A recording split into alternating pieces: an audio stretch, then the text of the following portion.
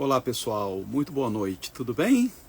Nós estamos chegando aqui para o nosso culto de domingo, o culto do Ninho da Fênix, um lugar seguro para você e toda a sua família. Um culto que, apesar de virtual, é muito real, eu até diria visceral. E você é meu convidado a estar conosco até o último amém. Todos os elementos que você encontra num culto convencional, você vai encontrar aqui. Louvor, palavra, oração, comunhão. Por isso, fique com a gente e, se puder, nos ajude a alcançar o maior número de pessoas.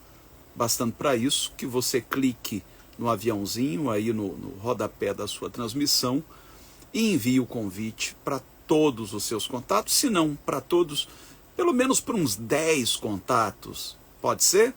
Você também pode copiar o link da transmissão e colar nos seus grupos de WhatsApp.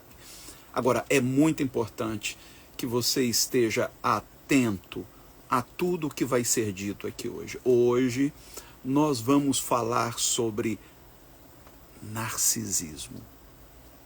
Você conhece algum narcisista? Já conviveu com algum ou convive? Como sobreviver em um relacionamento onde a pessoa é narcisista? A Bíblia teria alguma coisa a nos dizer sobre narcisismo? Daqui a pouco nós vamos entrar de sola nesse assunto. Mas antes, como não poderia deixar de ser, nós vamos orar. Vem comigo? Pai, nós queremos te dar graças por nos permitir estar aqui. Não apenas unidos por uma tecnologia, mas, sobretudo, através da sintonia do Teu Espírito. O Teu Espírito que nos conecta a Ti, Senhor. E como diz a Tua palavra, aquele que se une ao Senhor é um só Espírito com Ele. De modo que nos sentimos pertencentes, nos sentimos partes de uma família composta por pessoas diferentes em muitos sentidos, mas iguais em dignidade, iguais no valor que a Tua graça nos atribui. Permita, Senhor, que o Teu Espírito nos conduza ao longo desta live, falando aos nossos corações, não meramente aquilo que queiramos ouvir, mas sobretudo aquilo que precisamos ouvir, ainda que nos traga algum desconforto momentâneo, mas que nos torne seres humanos melhores, mais parecidos com aquele que é a nossa grande referência, o Teu Filho, Jesus Cristo. Este é o pedido que te fazemos em nome dele, e para a Tua glória, para a nossa alegria. Amém e amém. Vamos louvar a Deus, gente?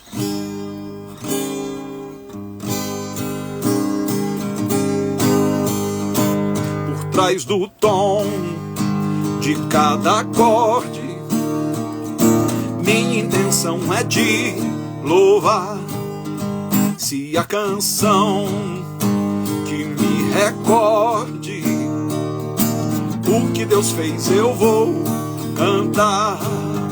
Canções que falem do amor que Deus tem pela criação. Quão alto e profundo é, sabe o que? O amor que opera pela fé. Canções que falem do amor que Deus tem pela criação. Quão alto e profundo é o que? O amor que opera pela fé. Por trás do som de cada canto. Posso ouvir o seu pulsar. Se no perigo eu me espanto, no seu amor vou descansar. Razões encontro do amor que Deus tem pela criação. Quão alto é, profundo é o amor que opera pela fé. Razões encontro no amor que Deus tem pela criação. Quão alto é, profundo é o amor que opera pela fé. Até meu último suspiro, sei quem cuida do meu destino, até que venha se revelar ou me chamar de volta ao lar. Descansarei no grande amor que Deus tem pela criação. Quão largo é, extenso é o amor que opera pela fé. Descansarei, descansarei no grande amor que Deus tem pela criação. Quão largo é, extenso é o amor que opera pela fé. Nenhum poder será capaz de arrebatar-me de tua mão. O meu passado ficou pra trás, sim, ficou. Não resta mais acusação. Me atrevo a crer no amanhã, futuro há pra criação. Quão largo é, extenso é o amor que opera pela fé. Me atrevo a crer no amanhã, futuro há pra criação. Quão largo é, extenso é o que? O amor que opera pela fé.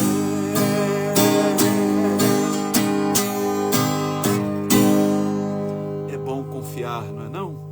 É bom saber que nós não somos barcos à deriva, nós não estamos entregues à própria sorte.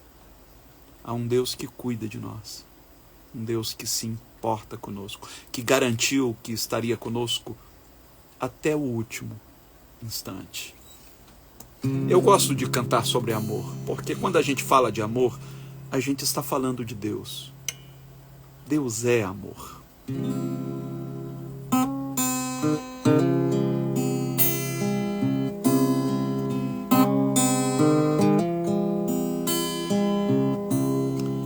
Não se enaltece, nem se vangloria, se é o que permanece o amor. O que mais nos importaria? O amor não tem pressa, não se esconde, nada há que o impeça aqui e ali, não importa onde. Tal qual um rio flui sem parar, nunca se esgotará. amor sustém, o amor provê, muito além do que se possa ver. O amor protege, sempre espera. Quando emerge o amor, tudo supera. O amor são os braços que vão lhe embalar e não lhe abandonará.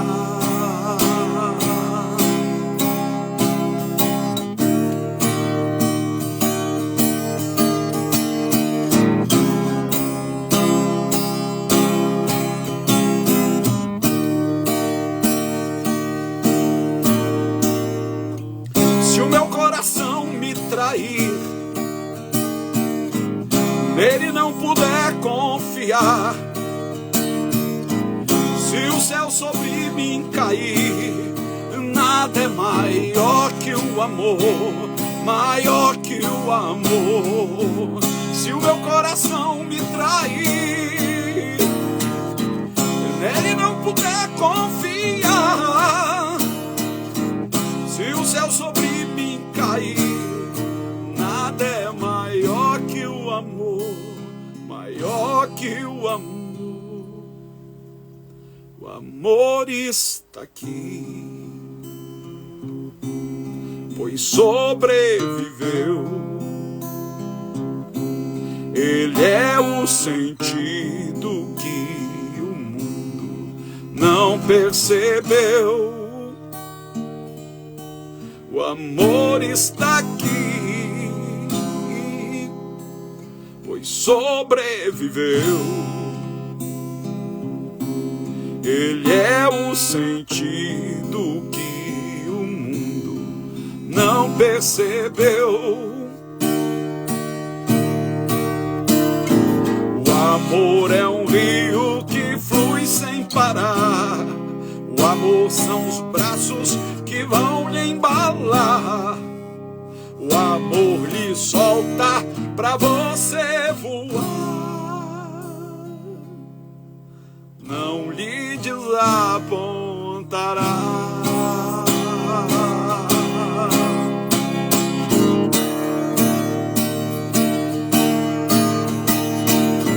Se o meu coração me trair, nele não puder confiar, se o céu sobre mim cair, nada é maior que o amor, maior que o amor. Se o meu coração me trair, nele não puder confiar, se o céu sobre mim cair, nada é maior que o amor, maior que o amor. O amor está aqui, pois sobreviveu. Ele é o sentido que o mundo não percebeu. O amor é um rio que flui sem parar. O amor são os braços que vão lhe embalar. O amor lhe solta pra você voar, não lhe desapontará.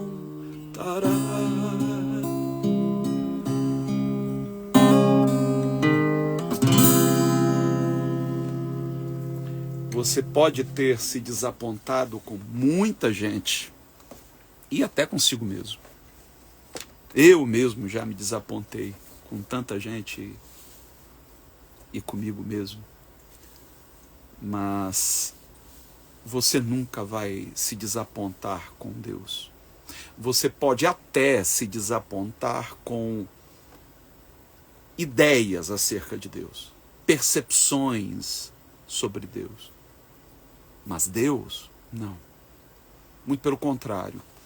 Ele sempre nos surpreende com os seus cuidados.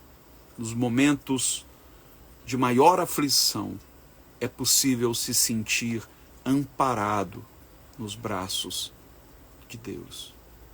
Bem, queridos, como eu havia anunciado, hoje nós vamos abordar esse tema, que é um tema complexo, não é nada fácil,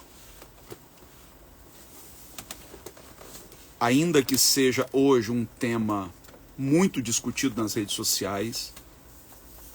As pessoas falam muito sobre narcisismo e às vezes sem saberem do que estão falando.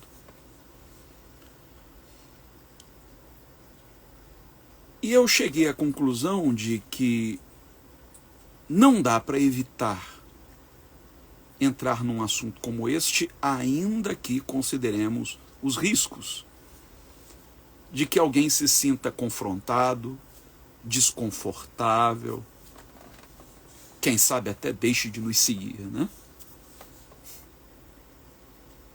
Primeiro a gente precisa entender o que é narcisismo, e isso à luz da psicologia. Depois, nós vamos entrar nas páginas das Escrituras. O que a Bíblia teria a nos dizer acerca do narcisismo?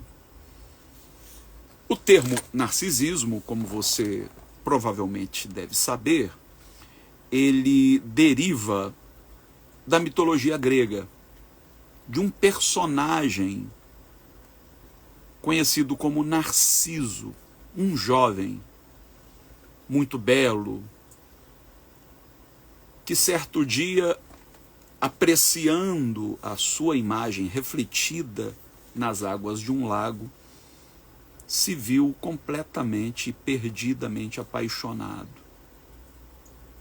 Apaixonado por si, pela sua imagem, pela sua projeção. A partir do século XX, do iniciozinho do século XX para cá, este termo começou a transitar dentro da psicologia, principalmente através de Sigmund Freud, que é o pai da psicanálise. Agora é importante a gente destacar que, assim como há a ansiedade e há o transtorno de ansiedade generalizada, assim como há a depressão e há o transtorno de depressão maior, também temos que distinguir o narcisismo do transtorno de personalidade narcisista. Qual a diferença? O transtorno é uma condição de saúde mental caracterizada por um padrão persistente. O mesmo vale para a ansiedade, para a depressão e para outros transtornos. Não é algo ocasional, é algo que persiste. A pessoa pode ter alguns traços de narcisismo sem, com isso, ter evidências de que tenha um transtorno de personalidade narcisista. Quais seriam os principais sintomas deste transtorno? É bom que você preste bastante atenção. O primeiro, sentimento exagerado de autoimportância. A pessoa tende a se ver como única, grandiosa, merecedora de um tratamento especial. Parece que o mundo inteiro a orbita. Ela tem uma sede de ser o centro das atenções. Ela não se dá muito com os bastidores, ela quer a ribalta, ela quer os holofotes, seja dentro de uma dinâmica familiar, seja num contexto profissional, onde quer que chegue, ela quer ser o centro. Não se trata de ser dotada de um carisma excepcional que atrai a atenção. Não, é algo que ela tem como sendo uma obrigação das pessoas para com ela. As pessoas devem sim ovacioná-la, porque ela merece. Ela é especial, ela quer ser VIP em todo lugar que for. Ela não quer receber o tratamento que qualquer mortal recebe. Ela quer receber um tratamento diferenciado porque ela é especial. Segundo, fantasia de sucesso ilimitado, poder, beleza ou até amor ideal. Geralmente tem sonhos irrealistas, megalomaníacos. Ela almeja ser a qualquer custo extremamente bem-sucedida, poderosa. E veja, não há nada de errado em querer obter sucesso naquilo que faz, mas no narcisista isso alcança um patamar enorme, isso passa a ser a coisa mais importante da vida. Terceiro, a necessidade excessiva de admiração. Ela busca o tempo todo validação e reconhecimento dos outros. Se os aplausos não vierem, ela fica completamente frustrada, se sentindo injustiçada. Quarto, sentimento de merecimento e privilégios. Como eu já destaquei anteriormente, ela acredita que merece um tratamento especial, que suas necessidades devem ser priorizadas.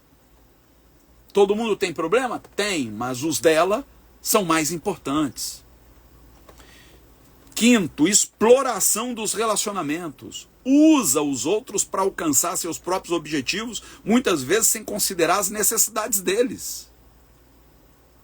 Os outros são vistos apenas como degraus. Geralmente o narcisista, ele inverte as coisas. Ele ama as coisas e usa as pessoas para obtê-las. Quando, na verdade, ele deveria amar as pessoas e usar as coisas para beneficiá-las. Sexto, falta de empatia.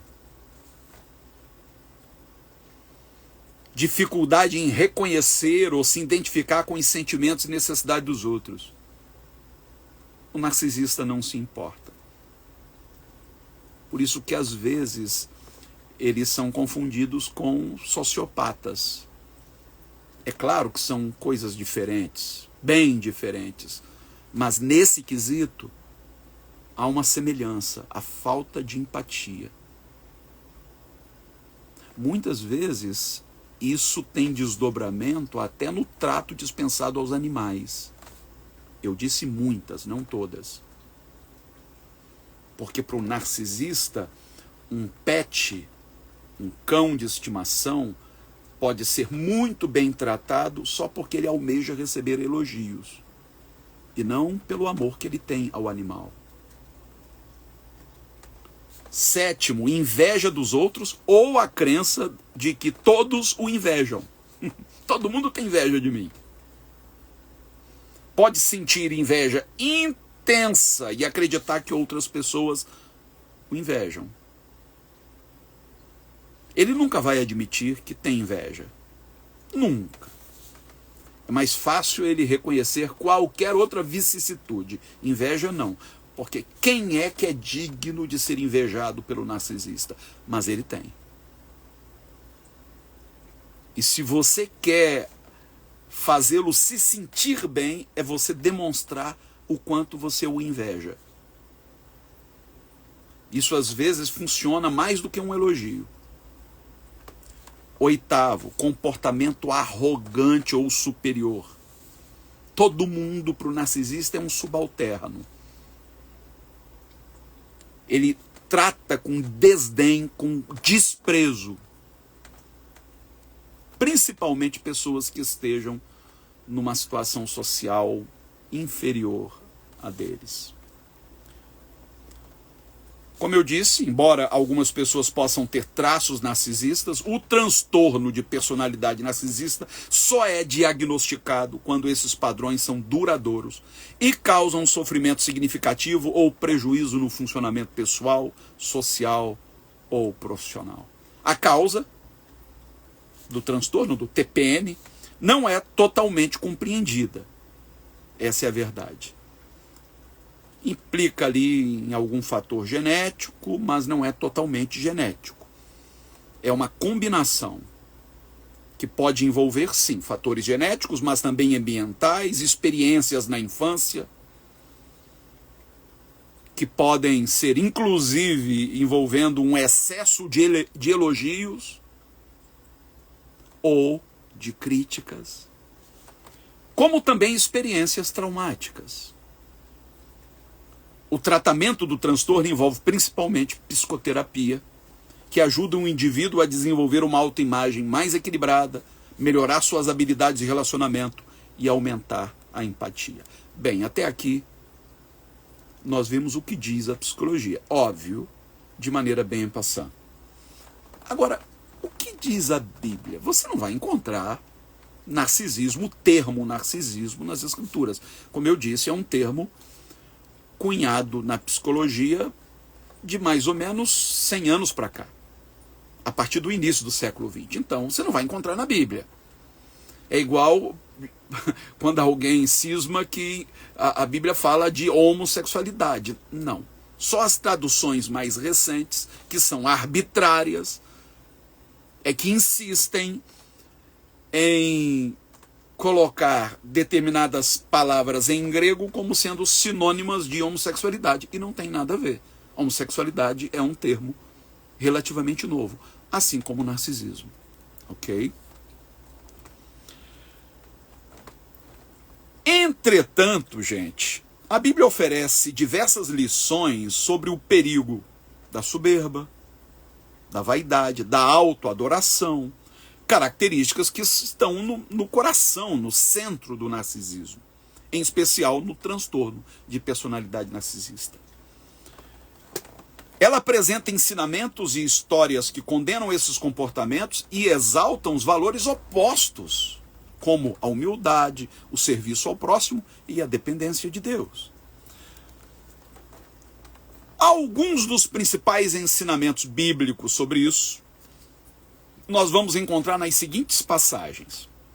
Número 1, em Provérbios 16, 18, o escritor sagrado fala sobre o perigo da soberba. Ele diz: a soberba precede a ruína, e a altivez de espírito precede a queda. Esta passagem por si só já tem muito a dizer sobre o narcisismo, porque a característica principal do narcisista é a soberba, é se achar muito importante. E ele não imagina que justamente esta postura o coloca à beira de um precipício. Em Mateus 23, 12, nós encontramos Jesus nos fazendo um chamado à humildade. Ele diz: quem a si mesmo se exaltar, será humilhado. E quem a si mesmo se humilhar, será exaltado. O evangelho vai na contramão do narcisismo. A nossa cultura parece valorizar o narcisismo. Por quê? Porque é a cultura pautada na imagem, principalmente nesta época de redes sociais. Todo mundo está preocupado com a imagem que vai passar. Todo mundo quer demonstrar que está muito bem, que está feliz, que tem um relacionamento maravilhoso, que tem filhos maravilhosos. Em Deuteronômio 8, eu estou aqui lendo algumas passagens, mas depois a gente vai se aprofundar. Em Deuteronômio 8, 17 ao 18, tem uma passagem muito interessante que diz assim: não digas, pois, no teu coração: a minha força e o poder do meu braço me adquiriram estas riquezas. Antes, te lembrarás do Senhor teu Deus, porque é Ele o que te dá força para adquirires riquezas.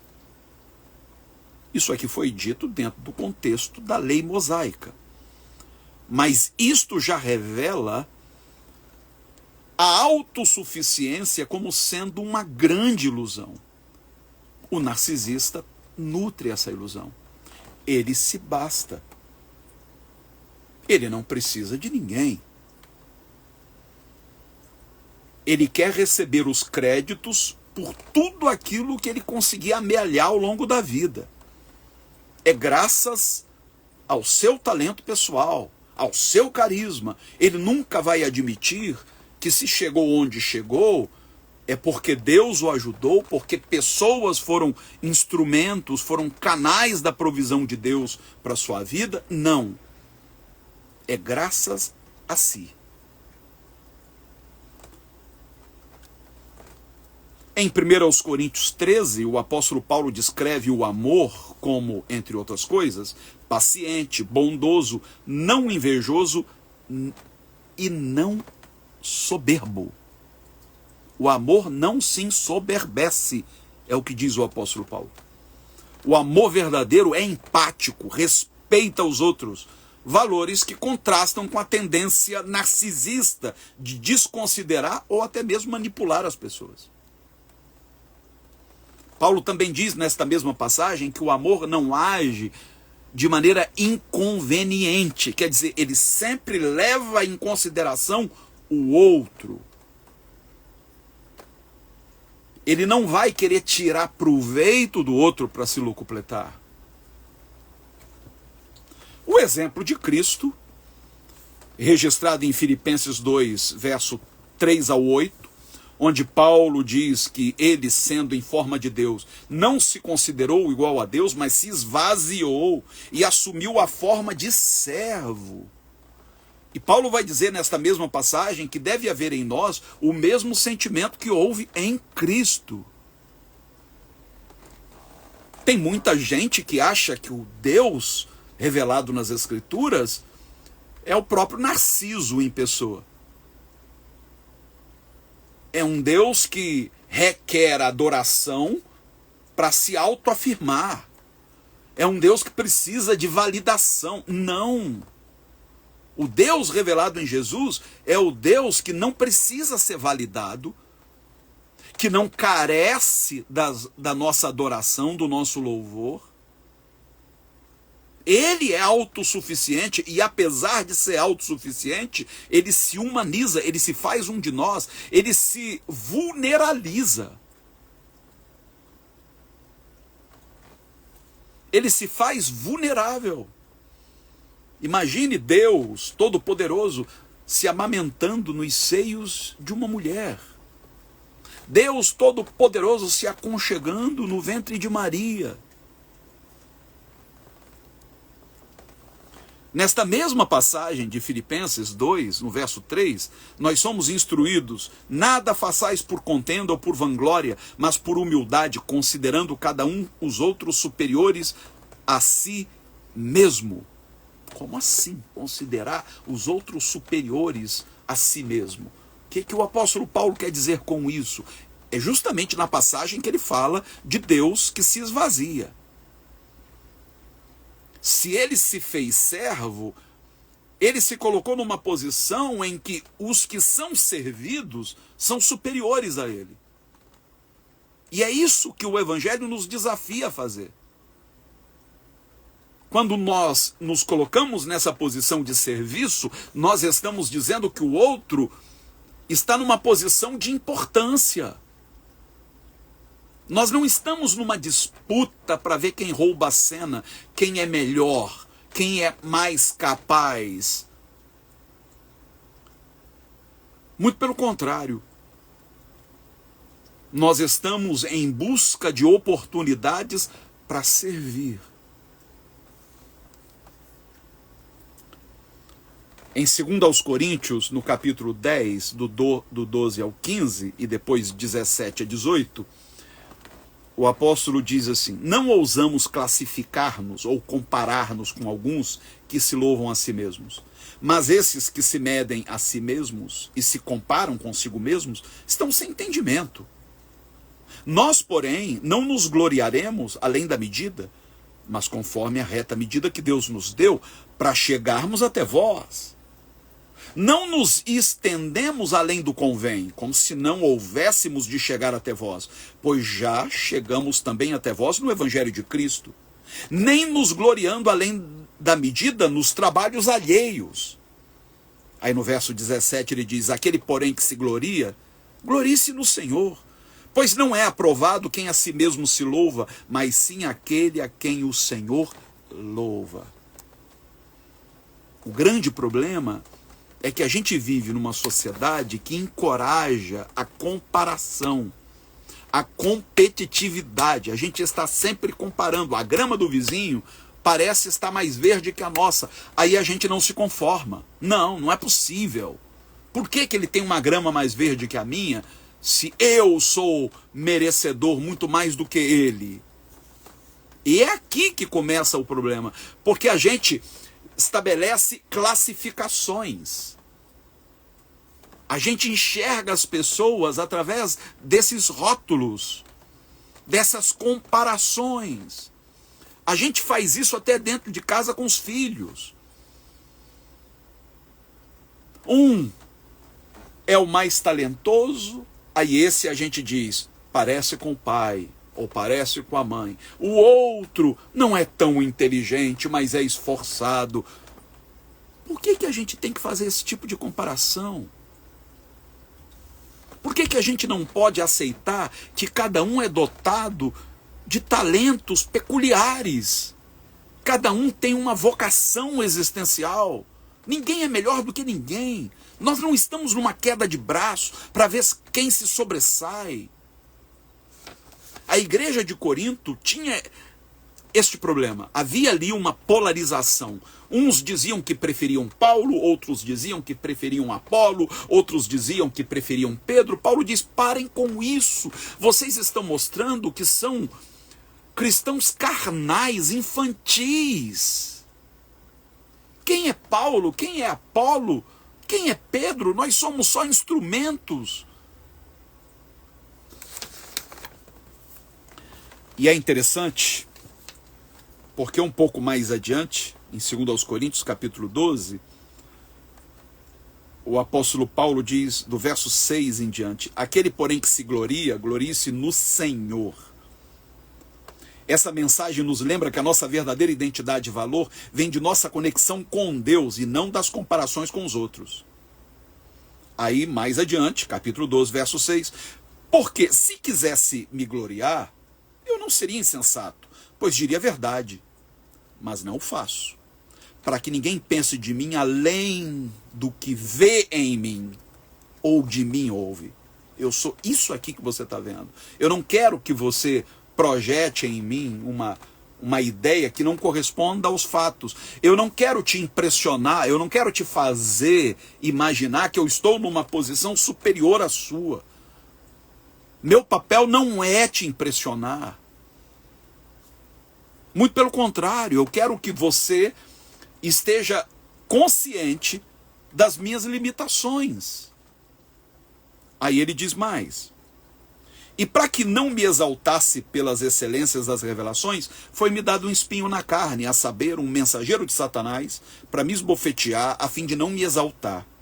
3 vezes orei ao Senhor para que o afastasse de mim. Ele, porém, me disse, a minha graça te basta, pois o meu poder se aperfeiçoa na fraqueza. Portanto, de boa vontade me gloriarei nas minhas fraquezas, para que em mim habite o poder de Cristo. Pelo que sinto prazer nas fraquezas, nas injúrias, nas necessidades, nas perseguições, nas angústias, por amor de Cristo. Pois quando estou fraco, então é que sou forte.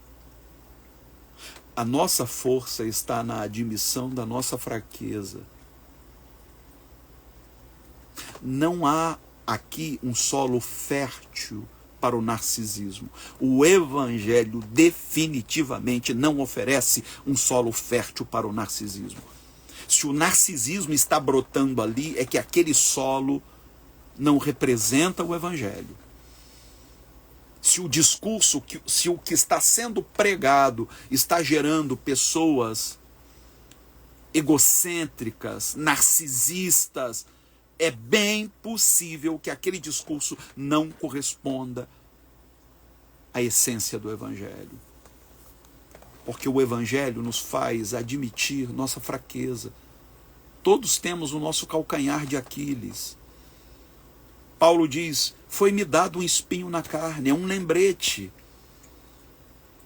É um mensageiro lá de Satanás que vem me importunar. Aí eu oro e digo, Senhor, me livra. E a resposta que ele me dá é, a minha graça te basta. Por que Deus não remove esse espinho? É porque ele tem um fim pedagógico. Deus permite para que nós jamais nos esqueçamos que não somos tudo isso que a gente pensa ser. Todos temos nosso ponto cego, nossa fraqueza. Às vezes a gente sabe disfarçar. Mas às vezes, num ato falho, aquilo vem à tona. Todos percebem. E se nós já houvéssemos admitido essa fraqueza, já não seria motivo de constrangimento. Porque está ali, patente. Sou humano. Esse sou eu. Não fique me idealizando, imaginando que eu sou o suprassumo. Não sou nada. Eu dependo da graça de Deus o tempo inteiro, tanto quanto você. Agora, um exemplo muito interessante de narcisismo, ou de uma personalidade narcisista nas Escrituras, é o rei Saul. Você lembra do rei Saul? Saul foi um rei escolhido pelo povo. No início, ele até foi bom, ele não foi um rei mal, pelo menos no início. Estava ali dando conta do recado. Só que ele foi se envaidecendo de tal maneira que ele começou a desobedecer as instruções dadas por Deus através do profeta Samuel. E quando o profeta vinha confrontá-lo, ele apresentava uma desculpa esfarrapada. A minha intenção foi a melhor possível, eu só queria agradar a Deus. Até que chegou o ponto em que Samuel disse, Saul, Deus te rejeitou como rei. Você não está apto a ocupar este lugar. E Deus já encontrou para si alguém segundo o seu coração, que era Davi, que a esta altura era um menino. Ainda era um menino. Quando Davi entra em cena e resolve enfrentar lá o gigante Golias, você lembra disso? Saul primeiro tenta dissuadi-lo. Não faça isso, você é um garoto, vai para casa. E Davi insiste, não, esse gigante está afrontando o exército do Deus vivo. Isso não pode ficar barato não, eu vou lá e vou enfrentá-lo. Aí Saul tem uma ideia inusitada. Ok, beleza, você insiste, não vou te impedir não. Mas faz o seguinte, vai com a minha armadura. Por que Saul queria que Davi enfrentasse Golias com a sua armadura? Porque de longe, se Davi lograsse êxito naquela luta contra Golias, de quem seriam os créditos? De longe, todo mundo identificaria, não Davi, mas Saul, por causa da armadura.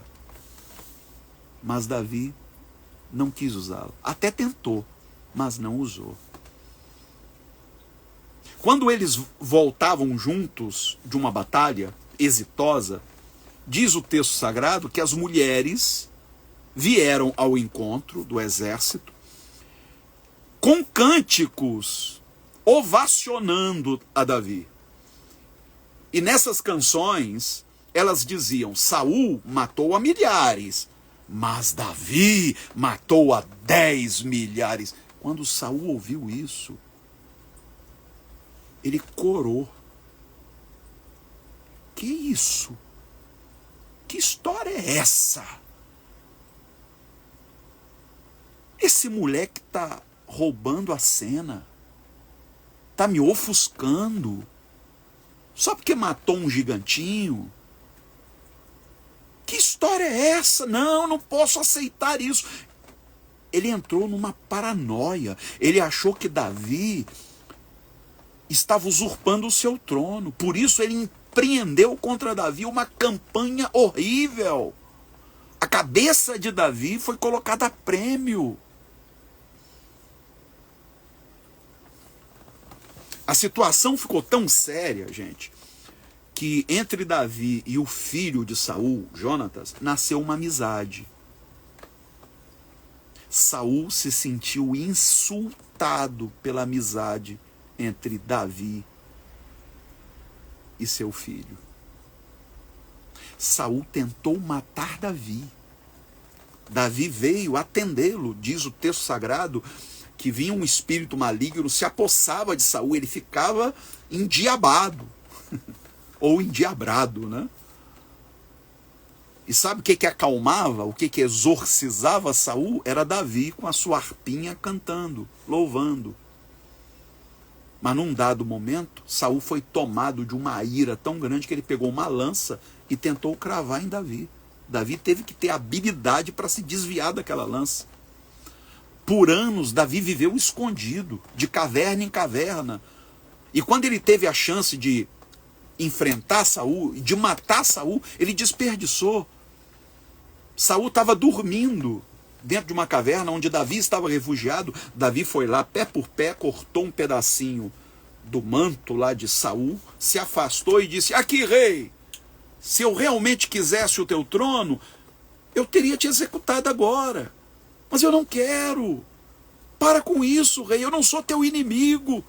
Mas a pessoa, quando ela está nesse surto narcisista, digamos assim, para ela o mais importante é a manutenção do lugar que ela ocupa, dos privilégios que ela tem. E qualquer um que ofereça alguma ameaça, que represente alguma ameaça, ela vai perseguir até destruir.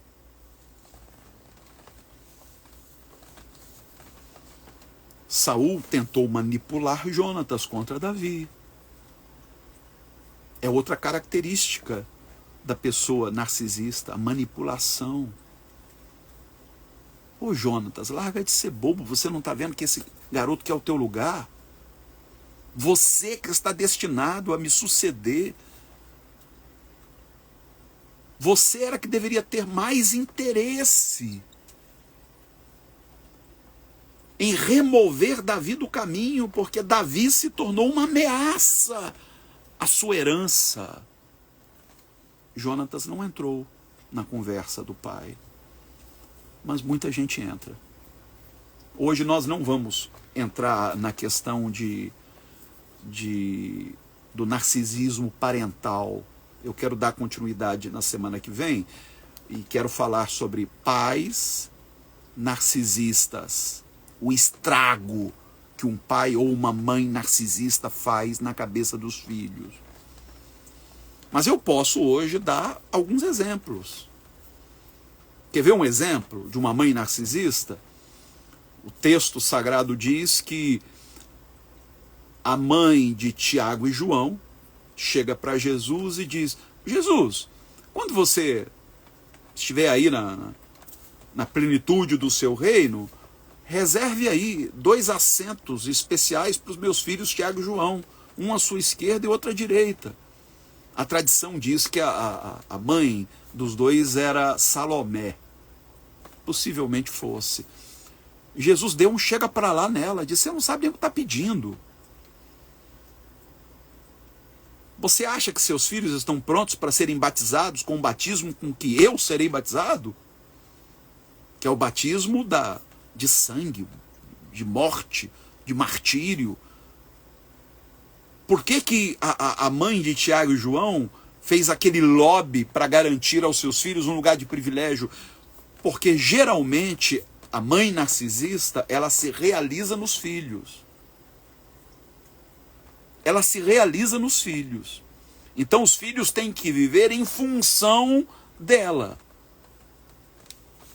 Aquilo que ela não conseguiu, ela quer que os filhos consigam para ela. E é interessante que quando Jesus estava sendo crucificado, né, durante o seu suplício na cruz, melhor dizendo, ele destaca justamente um daqueles dois João para cuidar da sua própria mãe, Maria. E ele diz: Maria, eis aí o teu filho. João, eis aí tua mãe. A mãe de Tiago e João estava presente.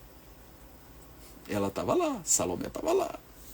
Ela viu Jesus dizer que a partir daquele momento o seu lugar estaria sendo ocupado por Maria. Ele precisava de uma nova referência de mãe. O papel de Salomé na vida de Tiago e João foi tão forte que eles tinham um apelido de filhos do trovão. Eles eram pessoas emocionalmente descontroladas. A ponto de, no dia em que uma aldeia samaritana rejeitou Jesus, não quis hospedar Jesus, eles sugerirem que Jesus mandasse fogo do céu e consumisse todos os moradores daquela aldeia. E Jesus os repreendeu dizendo: de que espírito vocês são? Eu não vim para destruir a alma dos homens, eu vim para salvá-los. Agora, de onde veio isso? Por que eles eram pessoas tão complicadas? Aí você vê pela mãe deles. Mamãe narcisista poderá gerar filhos com transtornos muito sérios. Semana que vem eu vou falar sobre esses transtornos. Entre eles, o borderline, transtorno de ansiedade generalizada e outros mais. Semana que vem a gente entra nesse assunto. Olha a responsabilidade que é. Lidar com uma pessoa narcisista é um dos maiores desafios que a gente tem dentro do campo dos relacionamentos. Dificilmente você encontrará alguém mais complicado com que lidar do que alguém narcisista. Porque é manipulador. Porque se dá importância demais. Porque não percebe o estrago que está fazendo na vida dos filhos. Ou não percebe o estrago que está fazendo na vida da esposa, na vida do marido. Você sabe o que é estar casado com uma pessoa narcisista? O que é conviver dentro de um ambiente de abuso constante, dentro de um relacionamento tóxico? Como é que se sobrevive a isso? Como é que se consegue estar num relacionamento com um narcisista sem se adoecer? É por isso que há pessoas que preferem um distanciamento terapêutico. Até perdoam. Eu perdoo, não guardo mágoa, não quero o mal daquela pessoa, mas também não quero me aproximar. Não quero convivência, porque eu sei o quanto aquilo me adoece. O quanto aquela pessoa tenta me manipular o tempo inteiro.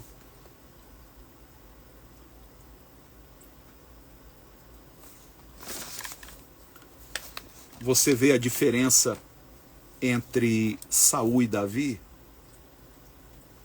e Jesus e João Batista. Olha a diferença gritante.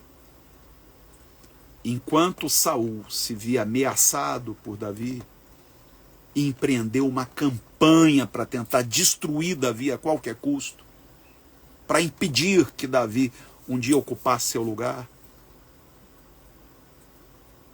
João Batista, quando encontra Jesus, que era seu primo, diga-se de passagem, Jesus veio ao seu encontro para ser batizado. Até aquele momento, João era uma das figuras mais proeminentes da Galileia. Só se falava em João. E de repente aparece um nazareno.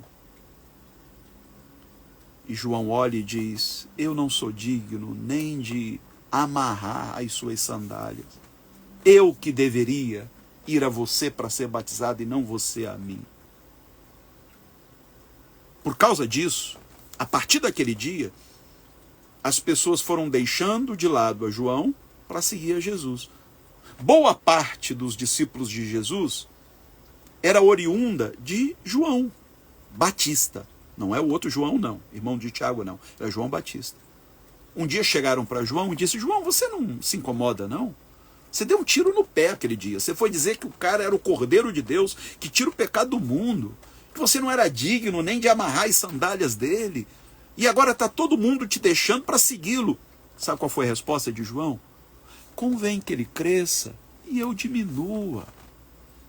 Eu já fiz o meu papel. Eu vim preparar o caminho para ele.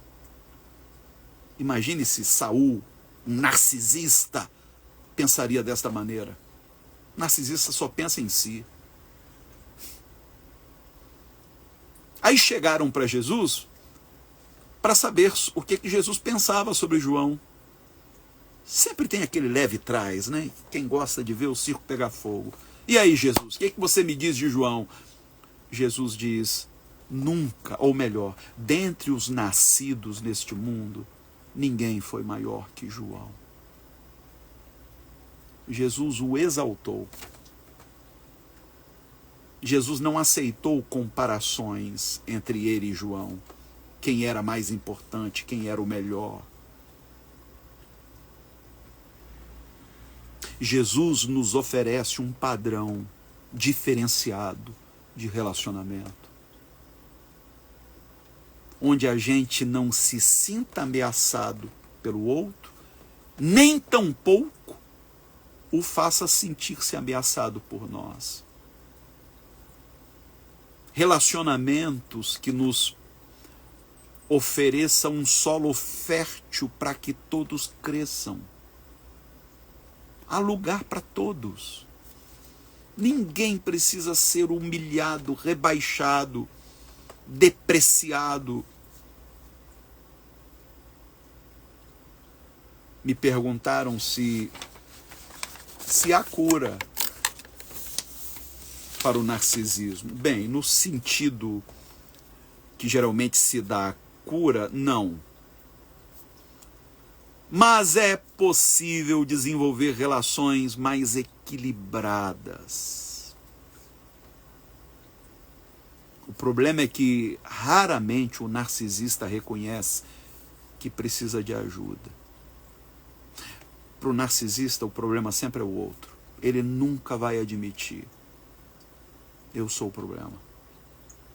Ele sempre é a vítima. O outro não presta. O outro não vale nada. Enquanto o outro estiver favorecendo ele, ele é capaz de dar a vida pelo outro, de defender o outro, porque defender o outro é defender os interesses dele.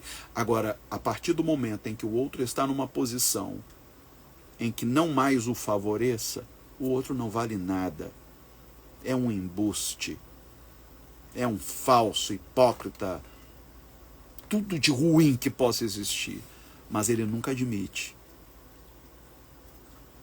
que ele não é a vítima. Ele é o algoz. Ele precisa de ajuda, inclusive. Ele precisa romper, porque se ele é hoje um narcisista, possivelmente ele foi vítima de um narcisista lá atrás. Ele está reproduzindo um padrão. Ele pode ter tido pais narcisistas. E hoje ele encarnou esta personagem. Ele se tornou o que ele tanto odiava. E da mesma maneira que ele foi vítima um dia, hoje ele está fazendo vítimas. Ele precisa ser ajudado? Sim. Ele também precisa ser confrontado. Ele precisa reconhecer que ele tem um problema.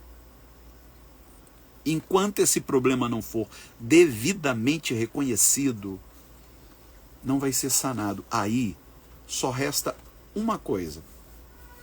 Se o narcisista não quer mudar, se o narcisista não quer buscar ajuda, não reconhece, a melhor coisa que eu posso fazer a ele é me distanciar.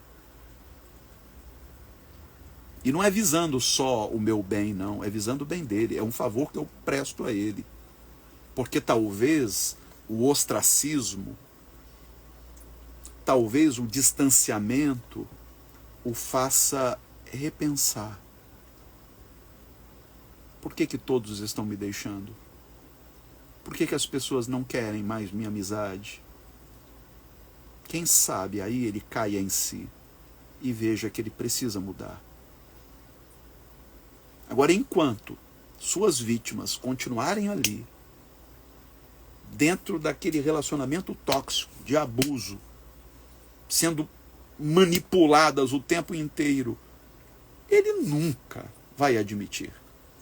Nunca vai continuar fazendo vítimas. Você ama uma pessoa narcisista? Você quer o bem dessa pessoa narcisista? Primeiro, como pastor, eu digo, ore por ela. Como pastor, eu digo, perdoe. Não guarde ressentimento. Ela está doente. Ela tem um problema sério de saúde mental. Ela precisa de ajuda. Mas também não é justo você viver dentro deste relacionamento tóxico que está drenando todas as suas energias, que está te roubando o gosto pela vida. Não é justo. Se você tiver a oportunidade de se desvencilhar, de se afastar preventivamente, faça. Porque quem está adoecendo agora é você. Perdoe sua mãe se ela é narcisista, mas mantenha distância segura. Perdoe seu ex se ele é narcisista, ou perdoe o seu atual se ele é narcisista, mas não se veja na obrigação de se manter no escopo de uma relação doentia, que está fazendo mal a você e, quem sabe, muito provavelmente, fazendo mal aos seus filhos, que poderão lá na frente reproduzir o mesmo padrão. Semana que vem eu falo mais sobre isso, combinado? Mas vamos orar? Pai, em nome de Jesus, eu quero te rogar por cada pessoa que está do outro lado assistindo a esta live, participando desse culto. Eu sei que tem gente sofrendo, pedindo socorro, gente que não aguenta mais, Senhor, que já está no limite, que tem vontade de sumir sem deixar rastro. Eu quero pedir que o teu Espírito conceda sabedoria, discernimento. Às vezes a gente não quer ver, está ali, na nossa cara, e a gente finge que não percebe, e aquilo vai se perpetuando, se alastrando, fazendo novas vítimas. Ó Deus, em nome de Jesus, que haja um despertamento agora. Há inclusive pessoas se submetendo a líderes narcisistas, a pastores narcisistas, a congregações inteiras adoecidas por causa da sua submissão a uma figura carismática, porém manipuladora, fria, sem empatia, que só pensa em se locupletar. Desperta o teu povo, Senhor, porque eu estou certo de que esta não é a tua vontade. O Senhor deseja que estejamos em relacionamentos saudáveis, que construamos relacionamentos vigorosos, que sejam saudáveis para nós e para o outro. Concede-nos esta graça, Senhor. E se porventura há em nós traços de narcisismo, ajude-nos a identificá-los e a combatê-los em nós mesmos. Que o espinho que carregamos em nossa carne nos seja este lembrete de que somos humanos, de que não somos melhores do que ninguém. Carecemos da tua graça. Nós não nos bastamos, mas a tua graça nos basta. Esta é a minha oração, Senhor, e eu a faço em nome de Jesus. Amém e amém. Gente querida, semana que vem eu retomo esse assunto. Eu estou preparando essa semana um e-book sobre narcisismo. Tudo isso e muito mais vai estar nesse e-book que já já eu estarei disponibilizando na Amazon. Mas eu quero, antes de dar aquela bênção apostólica com a qual encerramos o nosso culto, para que tenhamos aí uma semana abençoada, eu quero aqui deixar um apelo. Nós estamos iniciando o mês e nós iniciamos este mês com um déficit de mais de 14 mil reais.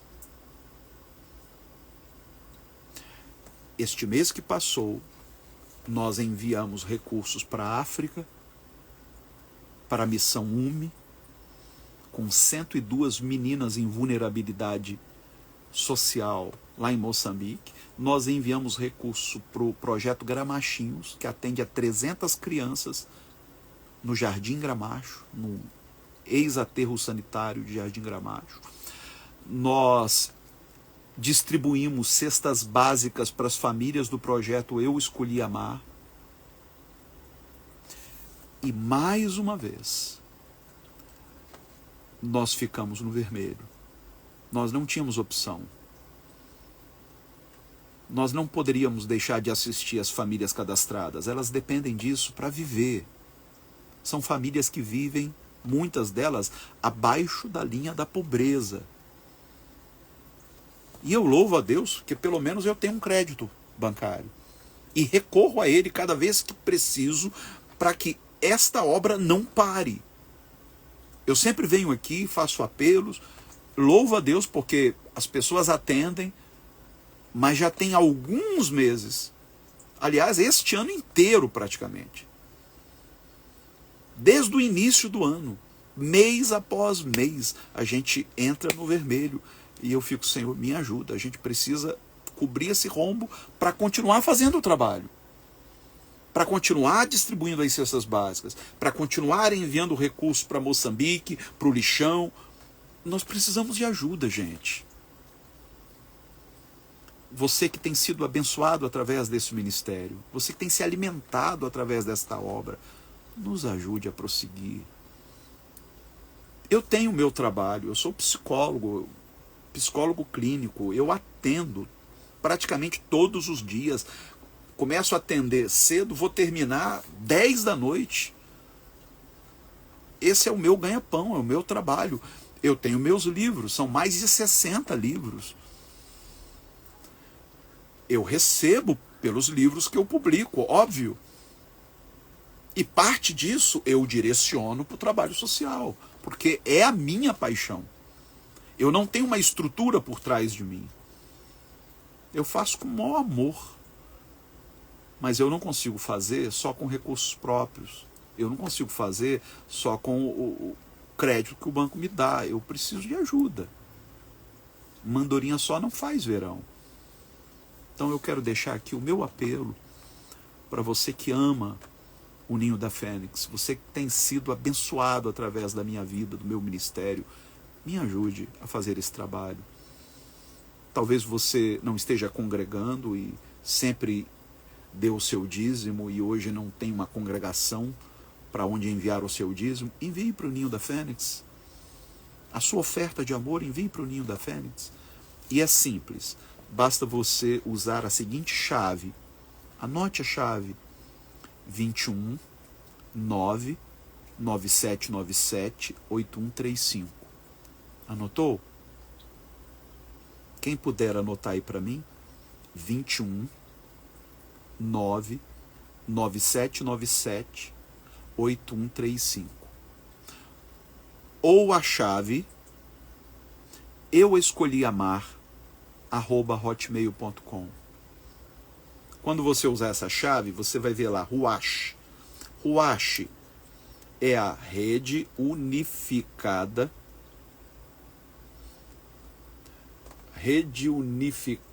de apoio e cuidados humanitários.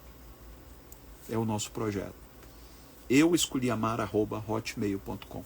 Se você está fora do país, não tem a chave Pix, você pode ajudar através do PayPal. Aí é o meu e-mail.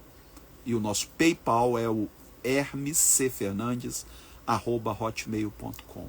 hermescfernandes@hotmail.com. Posso contar com você? Obrigado, de coração.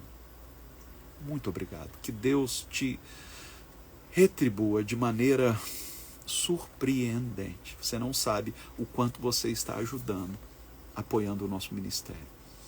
E para terminar, pessoal, domingo que vem nós vamos ter Santa Ceia aqui. Já venha preparado com pão, com vinho ou suco de uva para participar da Santa Ceia comigo, domingo que vem, aqui no Ninho da Fênix. Ok? E se você ainda não se matriculou no nosso seminário de teologia aplicada, nós estamos com uma promoção de Black Friday, gente. Isso mesmo. Com 54%. Olha que loucura.